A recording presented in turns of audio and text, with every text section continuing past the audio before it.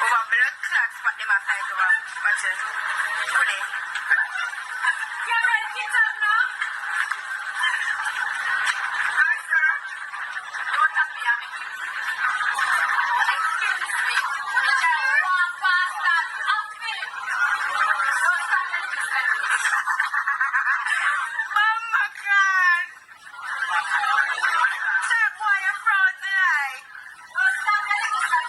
All right, welcome back to SouFLoTV. Again, everybody, it is your host with the most. Listen, when I see teachers from Jamaica ending up in the United States of America or other foreign countries as teachers recruited from abroad to teach in the school system overseas, right? I can see why these teachers would make that choice. I can see why they would run away from the conditions for better conditions. Am I saying that teaching in the school system in the United States of America is better than in Jamaica? Maybe I am. I'm not saying that America is better than Jamaica. For all the people who are going to start saying, see him there, I glorify the US again and I put down Jamaica again. That's not what I'm doing. I'm dealing with a specific issue here and my observation. Okay? In the United States of America, let me start out by saying that within the school system, the kids do get rowdy. The kids do get disrespectful, but they have measures in place that are implemented, and they are swiftly implemented as well. Whereas in Jamaica, it seems like everything is at a snail's pace.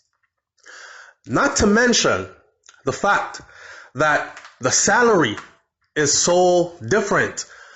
I've seen the salary of a teacher in, say, a secondary school level, primary school level, school teacher salary, and I compare that to Burger King, McDonald's workers' salary in the US.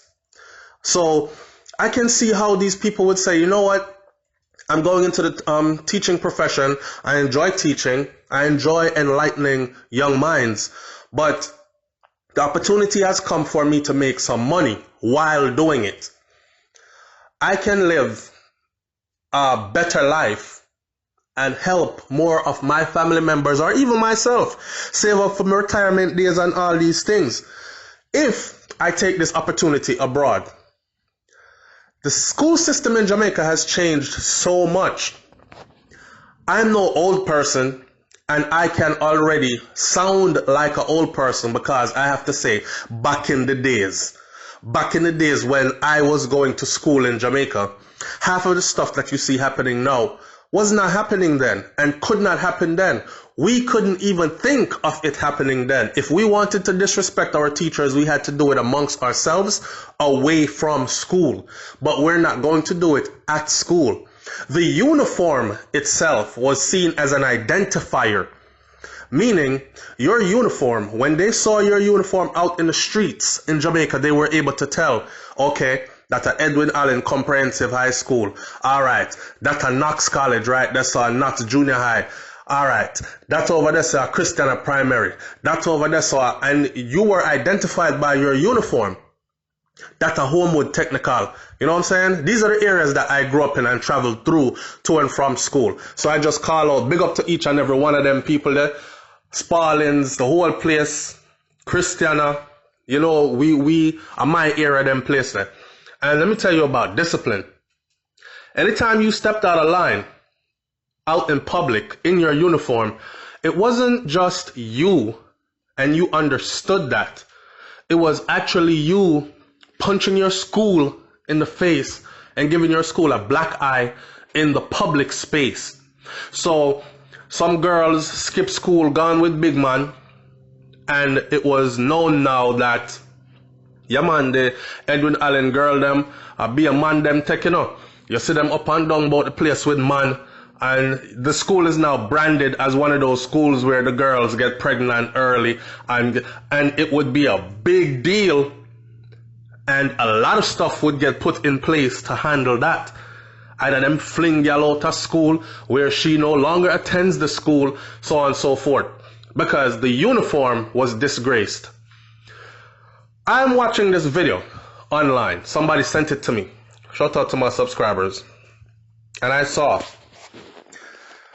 when I saw this Jamaican picnic grabbing up the teacher, I was like, what in God's name is going on here? Mind you, I'm not showing you the video, I'm only showing you still pictures from the video. So here you have students turn the classroom in a dance hall. And when we say dance hall, we are talking about like the skin out kind of dance hall. So, you know, a girl a back it up on man or boy in a class, and they're imitating what they see in the dance hall space, right? And the teacher is trying to get them to stop. And instead of them stopping, they try to pull the teacher in. Now, I'm looking at this video and I'm watching the youth reach out, you know, and actually grabs the teacher's clothing and pull the teacher in because he wants to whine on the teacher. And there's a female teacher, and this overly aggressive youth is thinking he has the right to grab a grown woman clothes, draw her by her clothes, come here gal kind of thing, turn around, make me wind up on you, turn around, make me press up my center upon your body, turn around, let me rub my organ all over your behind. What?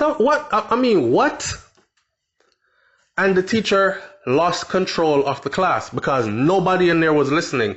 Not even the other females in the class were saying, hey man, that's not right. I no need to do better. It's like no one is there to tell others, y'all need to do better. We can do better. On the need to stop it because peer pressure is so strong, right? I look at the school system now, and I have to say it all the time. Shout out to the youth them who want to and who are doing their best to achieve excellence. And I know there are many that do, and there are many more that will.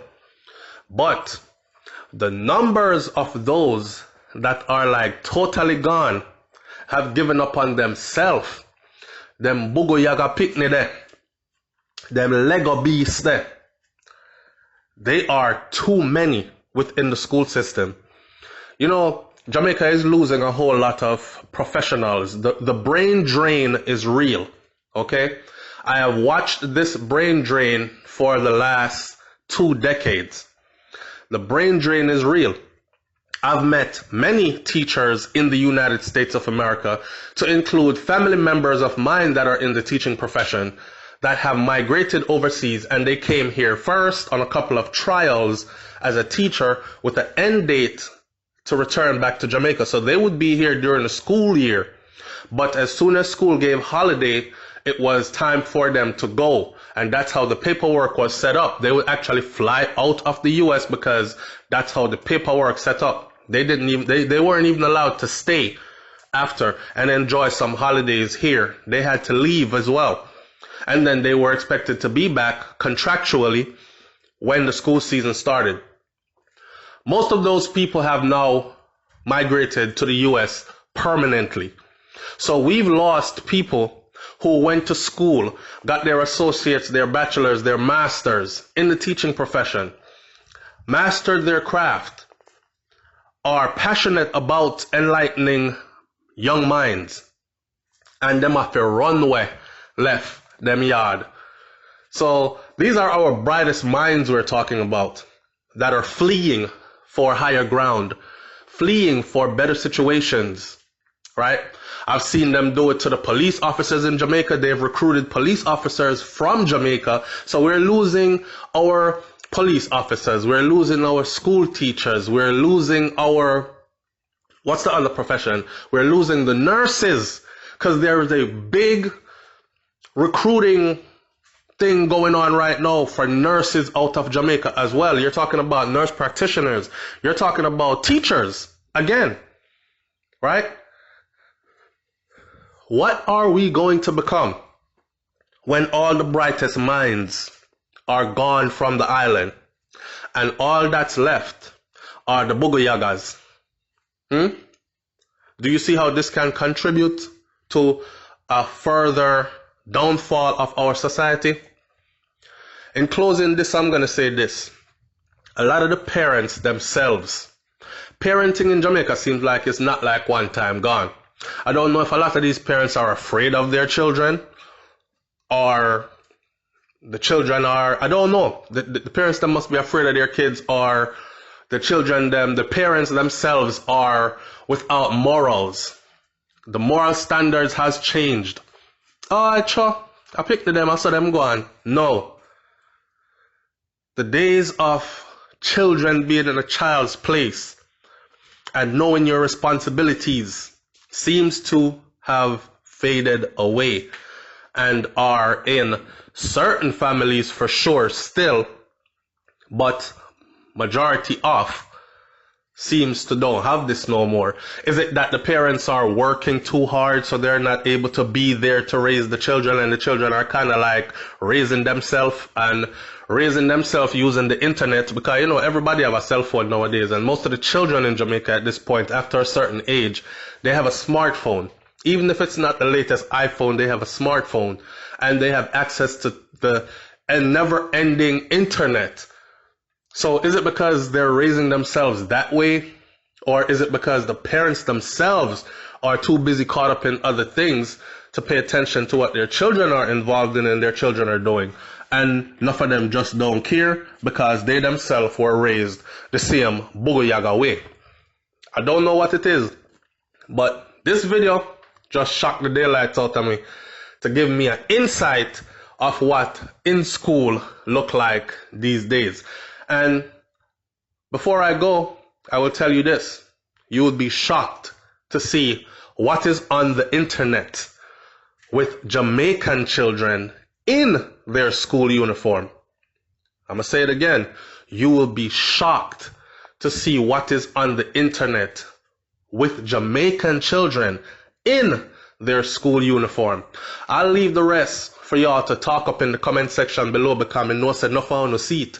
I'm talking not just one school and two school. I'm talking about hundreds of videos and probably 30, 40, 50 schools, 60 different schools. All right? Leave your comments in the comment section below. I hope things get better, but it starts from the root, which is the home. And if we can't fix up a home, then be a Lego beast is what we're going to have to deal with. And yes, teachers are going to be running away for better pay, if not for anything else. It's SouFLoTV, man. Like, comment, share, subscribe. Leave your comments in the comment section below. I am out. Peace.